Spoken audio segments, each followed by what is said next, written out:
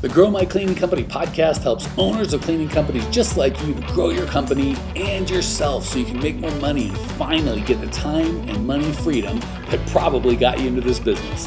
Discover how to automate and create systems that allow you to grow like crazy without losing control.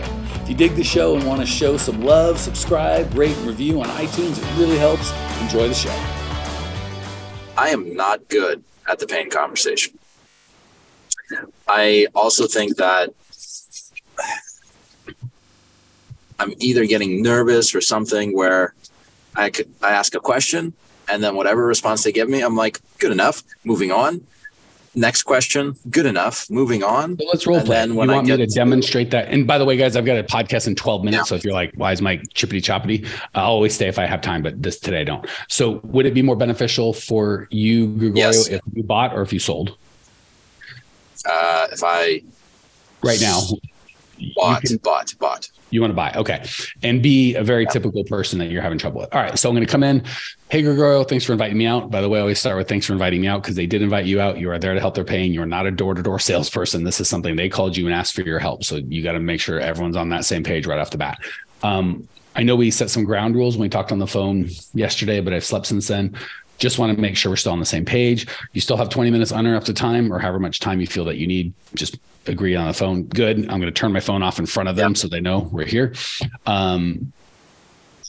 You understand the goal here is not for me to sell you something. It's to get crystal clear on what's going on. And if I can and offer a solution, if we're part of that solution, great. If I know somewhere else better, I'll do that. And if I have nothing I can't help you, I'll do that. Are we still cool with that? Cool.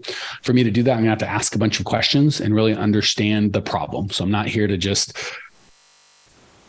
say, give me this money for me to clean your house. I'm here to understand what's going on, what your frustration is, and help you solve it. And I'm gonna have to ask some questions, do that. Are we cool? Cool.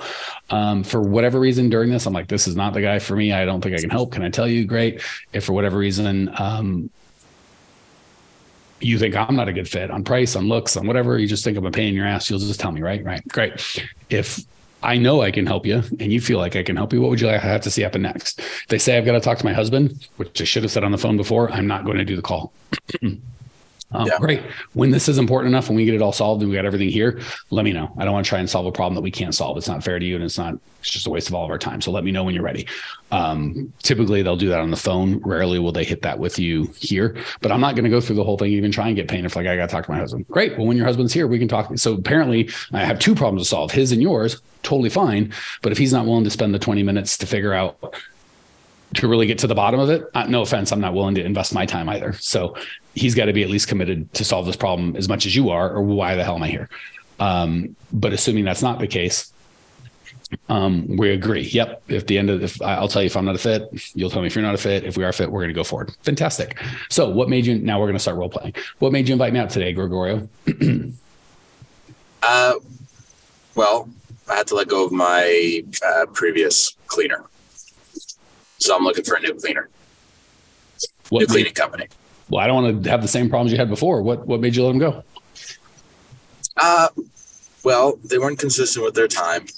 Sometimes they would show up, or sometime, an hour after their schedule, they would call in saying they're not coming. Yikes. And the quality wasn't it was okay. So which is the most frustrating for you? Them not showing up on time or doing poor quality?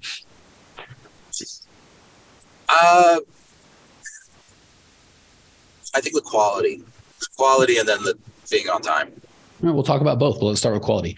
How's that make you feel when you come home, when you paid whatever you agreed and your house doesn't look the way that you wanted? How's that make you feel? Well, I'm frustrated because I'm paying for it and I'm asking for, I think, something simple, but apparently it's like rocket science. Can't get done.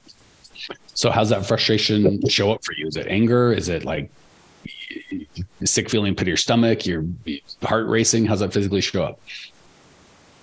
Anger. Like if it happens once or twice, but like it's a consistent thing, I just kind of want to punch a hole in the wall. Wow. Okay. So first of all, by the way, guys, you see, we have pain. Like the man just said he wants to punch a hole in the wall. For God's sakes, the dude's got pain. So in a real 20-minute pain conversation, which we don't have, I'd probably dive a little deeper into that. But remember, we go back and forth in time. How long has this been happening? How's it made you feel this whole time? What's going to happen in the future if you can't solve this? And then side to side, who else in your life is this affecting? So I got lots of ways I can go. I've already got, when someone says something, it makes me want to punch a hole in the wall.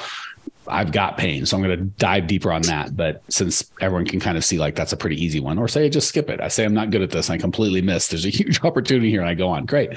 So Gregorio, and we're just going to pretend you're the husband, she's the wife, but most often I understand it's going to be the reverse. I'm married. And if my wife felt like she was going to punch a hole through the wall because of somebody that we were paying to come into our house, I know that would affect me. How is this starting to affect your relationship with your wife yet?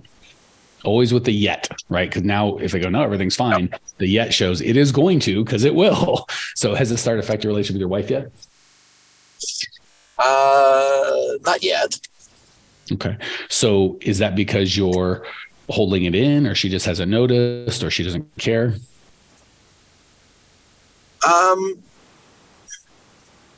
mean, we both can see that the quality is not great, and it's both annoying for both of us that, the way that they're showing up and all that. We're not arguing about it or anything like that. It's just sort of like we're both frustrated about it. Okay. So you both have this separation separately. Is it more that and by the way, XY questions are great. Is it more X or Y? And it's great because I'm going to guess two painful things, and he's either going to glom onto one, or he's going to know it's this other third thing. Either way, we get good information. So is it more that you come home and you feel like your day is ruined, or more you're stressed out how you're going to feel when you come home because the cleaners are there and you're going to be let down again? It's not a stress. Well, what I deal with is like telling people and training people like all day. And I don't want to have to deal with that when I get home, that something simple isn't getting done and I'm paying for it to get done, good money. Right. So it really is like a frustration and anger to why the hell can't it just go simple? Why can't it get done? So at this point, I feel like I've got pretty good pain. And by the way, this is going to be a 20-minute conversation. I'm trying to do a Gregorio in 7. So feel free to let it breathe and have a little more time. So at this point, I'm going to probably ask my two final questions. Why now? And what's going to happen if you don't get this fixed, right? Remember, backwards and forwards. Forwards is what's going to happen if you don't get this fixed. So Gregorio, and I might even skip the why now because he said my person just quit. But sometimes that means they quit a month ago, they quit whatever. So I'm going to throw that bait out there and see if he bites. And if he does, great. If not, I'll move on to the next. So Gregorio, obviously you called me out today. Typically something specifically happened to make you do that. What specifically happened to make this a right now kind of problem? Well, I literally just fired my cleaner like today. So what happens if you don't get her replaced or them replaced in a week or a month or 6 months? Well, the house is probably just going to get dirtier and dirtier and dirtier. We're a busy family, so, we don't always have time to do the cleaning.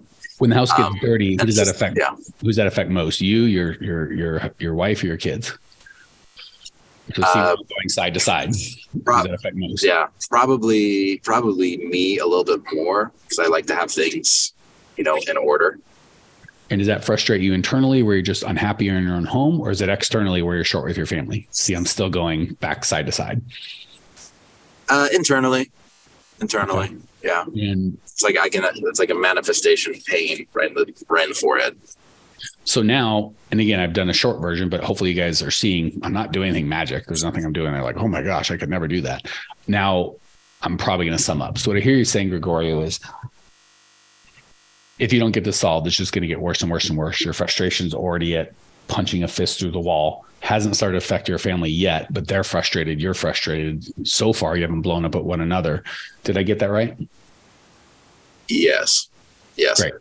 And the reason you get this fixed now is your cleaner's already quit. We're done. So how committed are you to get this taken care of right away? I'll give you my credit card right now. Well, that's easy enough. Done. Hey, new friend, love that you were here. If you want more Cleaning Nation, more us, you can check us out on YouTube. Similar content, you just get to see each other. It's totally free. Or if you want to say, hey, hit us up on Instagram, Twitter, join our free Facebook group. We love hearing from you, Cleaning Nation. That's what makes it magic. Jump on, we'll see you there. So what part of that, Gregorio, did you feel like, yeah, but, or I couldn't, or what part is scary to you, if any? It's pretty simple. This is recorded, I so think, you guys can hear it again over and over. I think I just need maybe a few more reps. Okay. And sort of just like breathe and just ask questions, right? Understand what's happening. So let me give you guys a framework. I think that'll be more helpful than continued training. And I'll get it. I'm going to be on these calls every week till you don't need me anymore. But what I would do, and this is how I train my own sales teams, is 3 is the perfect number, by the way. You have a buyer, just basically what we did. We had a buyer, a seller, and as opposed to an observer, we had 3 observers. So you only need 1 observer. If I was the 3 of you, Becca, Jessica, Gregorio, and then Tiffany, you could probably do this with Christian, find one other commercial. So you'd always have a buyer, seller, and observer. How that role play would work is if we were doing an official training would be, we would do that. And let's just say Jessica was the assigned observer. We did that. I would do what I did. So Gregorio, what are you missing? He'd go, nothing. I felt reps. And I go, how did you feel? Right. Because if he felt shitty as the buyer and I told him to make someone else feel that way, Gregorio's not going to do that. But if he's like, no, I felt comfortable. There was nothing weird about that. So his feedback would have been, I just need more reps. My feedback is the seller would be whatever I did. Well, I didn't dive deep enough here. I could have here, whatever. And then Jessica, believe it or not, she's going to give the most value because Gregorio's too busy trying to play buyer. So he's not smart enough to see all 3 roles. I'm too busy trying to sell. And I'm certainly not smart enough to see what I did right or wrong. I'm in it. I think I'm great. Jessica was the only one that had no role other than to observe. So her feedback, believe it or not, is going to be the what's the best for all of us. So Jessica will get the most value because she got to sit and watch without any pressure. Gregorio and I both had pressure. B, she's forced to articulate that in a way that makes sense. So you get to learn like twice. You get to learn it and then you get to teach it. So you get the most. Gregorio and I learned because we get to feel what it felt like to buy or sell. And then we get really good feedback from someone that was able to do it. And in a training session, you might take 10 or 15 minutes and you do it 3 times. So everybody buys. So we'd all switch. Next time I would buy, Gregorio would sell. No, Gregorio would be everyone gets to do each role 1 time. So if I'm the 3 of you guys, obviously every time I do it, I'll either be buying or selling with somebody and everyone else is observing. But I would get on, a call, the 3 of you, and just be like, hey, let's just, and these Zoom calls are great. Let's just do it 3 times. And so everyone buys, everyone sells, everyone observes. After the role play, the buyer gives his feedback, the seller gives her feedback, and then the observer gives his or her feedback. Does that make sense? And that's how I train my sales team, by the way. I've trained lots of sales teams that exact way. And you just repeat. Because when Gregorio says, I need more reps, that's how you get more reps. That's how you get more reps without practicing in front of a customer. You can also do it in front of a customer, but those are a little more expensive. If you screw it up in front of Jessica, yes. It didn't cost you $200 to get her, on the phone. That gets you what you need, Gregorio? Yes. You don't sound convinced, luckily. We got our Thursday call and our Friday call, and you can open help tickets and you can do calls with these 3 or your folks. So you've got support. Ladies, any questions? Ladies, dogs, any questions from anyone else? Everyone good? When Jessica? You're talking about one person being an observer and one, like the other 2 people role playing, is that within your own team you're saying that you should be doing that? Okay. No, that's what I've done when I have sales teams of 3 or more. When I only have 1 salesperson, I just coach them one-on-one. So for me, because I know I'm pretty good at this, I'm just coaching you guys. It's a little different. I don't need to be the role of the buyer, right? I'm pretty, I would only be the role of the buyer to give Gregorio the opportunity to be the role. I don't need to do any of these roles. I'm just coaching you. I know how to do all 3. So I'm just coaching you one-to-one. So once you get confident enough at this, yes, if you had a sales team of 2 or more, you could coach them by doing that. But if you just have a sales team of 1, which for a residential person, they can take 50, 60 calls a month full time. So it's unlikely you're going to get 2 or 3 salespeople. You would just be you would be the definitive coach. Like I'm coaching you guys. So yes, that is how I've done it internally when I've had teams of 2 or 4 or 6. We break them up into groups of 3, but if it's just you and another person, you're just playing. You do it the way I'm doing it for you. I'm playing whatever role you need. I'm good with the training. Does that make sense? Yeah. I mean, because I before I did this program, I've had like train people to do estimates, and I just had them shadow me. Like, is that like how you would do it too? It's a great way to do it. Yeah. Would you have them shadow you 1,000%? So there's a difference between this is much better training. So like I said, you can practice in front of your clients. It's just more expensive. So I would probably do this kind of training before, during, and after they started, but the shadowing would really just be at the beginning. So when they're first learning, I would do some of these trainings until I felt they were good enough. Well, they could watch me anytime, so that I'd bring them on sales calls as soon as they were ready to start and watch me. And then once I'd done a couple of these trainings with them and they watched me on a couple, then we would reverse. I would watch them do the training. I would watch them do the sale, and I would shut up. And here's the hard part, guys. You got to shut up. So as long as they don't lie, even if they lie, shut up. Call the customer back afterwards and say, I'm sorry, he made a mistake. I was, I'm not saying let a lie stand, but shut up. It's so hard to let them do a terrible job in front of a client. You're just like, oh my gosh. But you got to get off I'm not here to sell Jessica anything. I'm here to train Becca how to sell. So I'm really about that. And I'm just going to let it slide. So yes, this training that the triad training, or like what we're doing, you would be doing when they start, probably daily, when they're first, and then I'd probably have two, like a green and a red. If they're on green light, we might get together once or twice a month just to make sure everything's cool. If the red, it'd probably be mandatory weekly training. So depending on how well they're doing, I would decrease or increase the frequency of the training. Okay. And then same with you being there, right? I might join them on sales calls one day a month. If you're not getting complaints, they're doing good, just to make sure all is cool. If I'm getting complaints or they're getting priced improperly, or the sales, you'll start seeing if things go wrong. I might join them once a week just to. I mean, I'd be eager to get at least one or two trained, because I feel like it's nice whoever does the walkthrough with that client, if they start the initial cleaning with them, because they already know them. And that's where I feel like it. Hold on. We do not want cleaners selling. They're completely separate jobs. Never. Okay. We don't want that. No offense, but this is if this is done right, this is a $50,000 to $100,000 a year job. It's a very different skill set. Cleaners are $15 to $20 an hour job. So cleaners should not be doing this. And again, no offense, but if they're selling it and cleaning it, what the hell they need you for? Yeah, true. So yeah, I do not have cleaners. How do you know when you're ready to hire someone for that? When it's just too much for me to do the selling? Yeah, when you start getting, you can start them part-time. They don't need to be full-time, but just put yourself in their shoes. Like, hey, I get you 3 appointments a month. Well, no one's going to want that. I think the minimum, whatever you negotiate, if there's someone's like, that's what I want, and they can actually do it, which is they're going to be very hard to find, fine. But really, I'm going to work. So right now, I really want you guys focusing on getting at least 10 of these bids a month. I probably wouldn't look to hire anyone else till I did it, and I'd get good at the 10. So for you, Becca, if you're like, oh, I'm getting 10 of my cold, then yeah, you could be ready. We're good. But if you're like, oh, I'm only doing 2 or 3 bids a month, let's focus almost exclusively on the bids. So I'm here because I want to get you guys bids, especially for the commercial. Yeah. That's not the case, right? Tiffany might be like 3-4 bids would be a great month for me. Like that's fine. So stakes are a little higher with Tiffany because Jessica can screw up a bid and be like, nah, there's 7 more like next week. It's fine.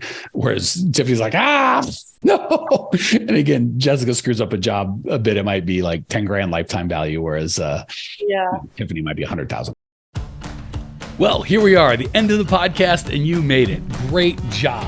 I've got a little bonus for you for sticking through with me. But like I mentioned before, if you got value out of this podcast and you want to show a little love, subscribe, rate, and review on iTunes, Spotify, wherever the heck you're listening to this thing. Share it with a friend. Share the love. And as a special thank you for those of you that stuck with me to the end, how about I give you my personal phone number so we can text? It's a great way for me to get to know you, your business, your goals personally. So shoot me a text now, 602-932-6431, 602-932-6431. I am the only one who responds to these texts, and I will personally respond to everyone I possibly can as long as this number is manned.